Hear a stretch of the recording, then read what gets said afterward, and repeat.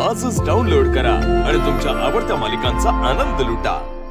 सावली, आपल्या मनात काय चाललंय हे आपल्या जोडीदाराला नीट कळलं ना की सगळं सोपं होतं आणि मज्जा येते। त्यामुळे मनातलं सांगत जा। बरं झालं तू हे सगळं तिला सांगतेस, नाही तर सारंग सर जे म्हणतात तेच।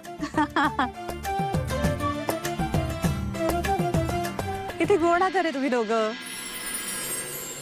पण माझी स्वप्न आहेत, म्हणजे मला आउट ऑफ इंडिया माझा हनीमून सेलिब्रेट करायचा आहे, पण सोहमला भारतातच सेलिब्रेट करायचा आहे हनीमून। म्हणजे टू बी व्हेरी स्पेसिफिक, मला मालदीवला जायचं आहे आणि सोहमला मनालीला। कारण हनीमून ट्रॅव्हलशी निगडीत माझ्या काही आयडियाज आहेत, म्हणजे कनेक्टिव्हिटी, कन्व्हिनियन्स, कम्फर्ट सगळा विचारात घेतला पाहिजे ना। एक्झॅक्टली। आणि खरं तर योग्य बोलताय तुम्ही। तारा, मला वाटतं तुम्ही भारतात हनीमून प्लॅन केलं पाहिजे। कारण बघा ना, भारतातलं वातावरण आपल्या ओळखीचं असतं, इथली माणसं आपलीशी वाटतात, आणि खरं सांगू, इथल्या हवामानात आपण कधीही आणि कसेही ऍडजस्ट होऊ शकतो। आणि ह्याच्या उपर जाऊन भारतात किती सुंदर जागा आहेत फिरायला जाण्याच्या। एक मिनिट, आम्ही तुला बोलवलं इथे आमच्या हनीमूनचं प्लॅनिंग करायला, सो तू ना आमच्या मनाप्रमाणे लोकेशन सजेस्ट कर, तुझ्या मनाप्रमाणे नाही। आणि तू आम्हाला अक्कल शिकवतेस। मला सांग, तुझं लग्न झालंय का? नाही, माझं लग्न नाही झालंय। मी एक्झॅक्टली, मग तू नको ठरवूस आम्ही कुठे जायचं ते। तारा, अगं तिचं ऐकून तरी घे, अगं ट्रॅव्हल एक्सपर्ट आहे ती।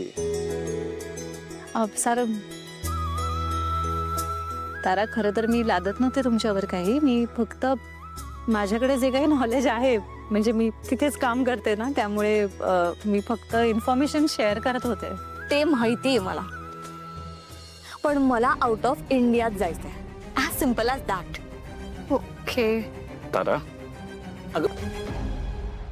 बापरे, जागवल्या त्या। Please don't mind.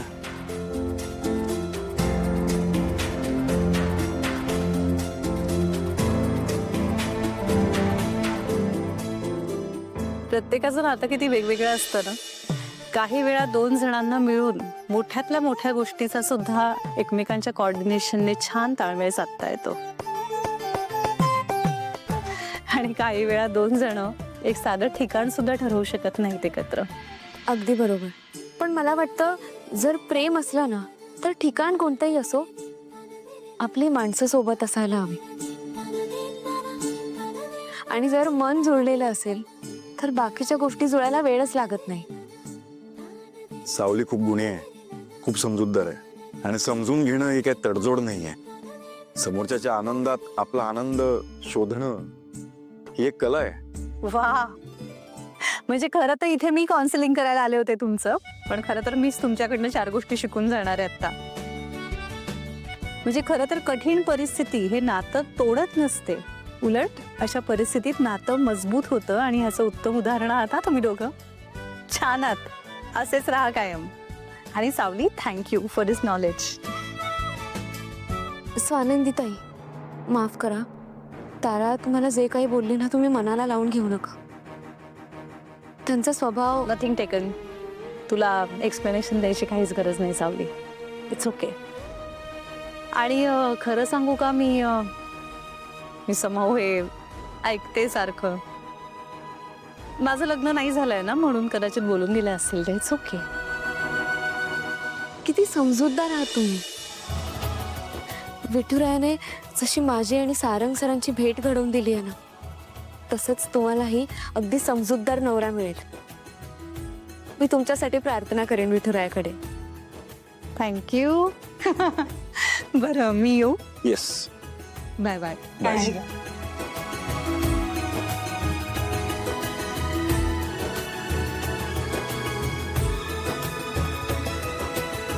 सोहम, तू मला समजून घेत नाहीस हा?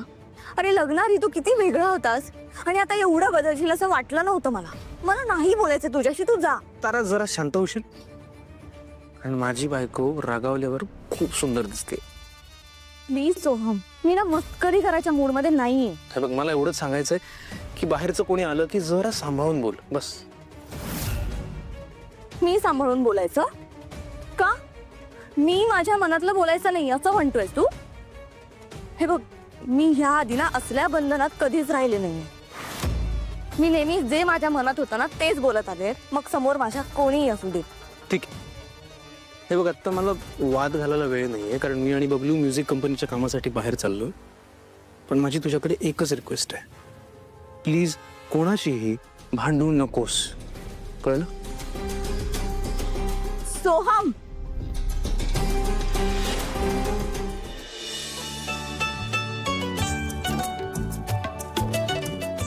जगन्नाथजी,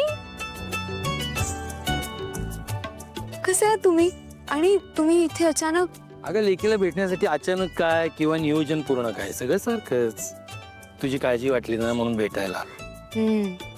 मला माहिती आहे तुम्हाला नक्कीच काहीतरी जाणवलं असेल म्हणून तुम्ही काळजीने भेटायला आलात. बोला, काय झालं? बापासारखी आहेस अगदी, माणसाच्या मनातलं लगेच ओळखते नाही का? बर, मुद्द्याचं सांगतो. बाळा, तुझं सौभाग्याचं लेणं संकटात आहे. जे त्याला वाचवणारे हे 2 हात आहेतच, पण अजून 2 हात आहेत जे त्याला बर्बाद करतील ते याच घरात येतात. म्हणून सारखं जीवाला गोर लागून राहतो. तुम्हाला नेमकं काय म्हणायचंय? घरातलं कोणी? हे बघ सावली, मला जे दिसलं ते मी तुला सांगितलं. तुझं अस्तित्व ना ह्या तुळशीसारखं आहे. तुळस कशी जन्मापासून आपल्या मरेपर्यंत सोबत असते, तीच नातं तुझं मेंदळ कुटुंबाशी आहे. तुझं अस्तित्व तुझ्यापेक्षा जास्त या घरासाठी गरजेचं आहे. काळजी घे. पण जगन्नाथजी, हे बघ, मी आत्ता एवढंच तुला सांगू शकतो, बाकीचं वेळ आल्यावर नक्की सांगेन. चल. निघू नका लगेच. जेवणाची वेळ झाली, जेवण करून जा ना. नाही नाही, वेळीच का गं, मला 2-3 महत्वाची कामं आहेत, ती टाकली आहेत. म्हटलं आधी तुला भेटावं आणि मग ती करावी. जावं लागेल बाळा. अहो, पण मी आज खीर बनवणार आहे. खीर? बर, आज काय विशेष? श्रावण महिना सुरू झालाय ना, म्हणून मला विठुरायाला आधी नैवेद्य दाखवायचंय, मग 5 लहान मुलांना जेवायला घालायचंय आणि मग मी जेवणार. बर. असा नियम असतो माझा प्रत्येक श्रावणी शनिवारी. आणि शिवाय सारंग सरांना पण खीर खूप आवडते, म्हणून तुम्ही खीर खाऊन जा. मी खाऊन गेलो असतो, पण मला खरंच 2 कामं महत्वाची आहेत, ती मला आधी करावी लागते. तू एक काम कर ना, मी खाणार नाही असं नाही, पण डब्यात भरून घरी पाठव ना. बरं, मी पाठवून देईन. काळजी घे.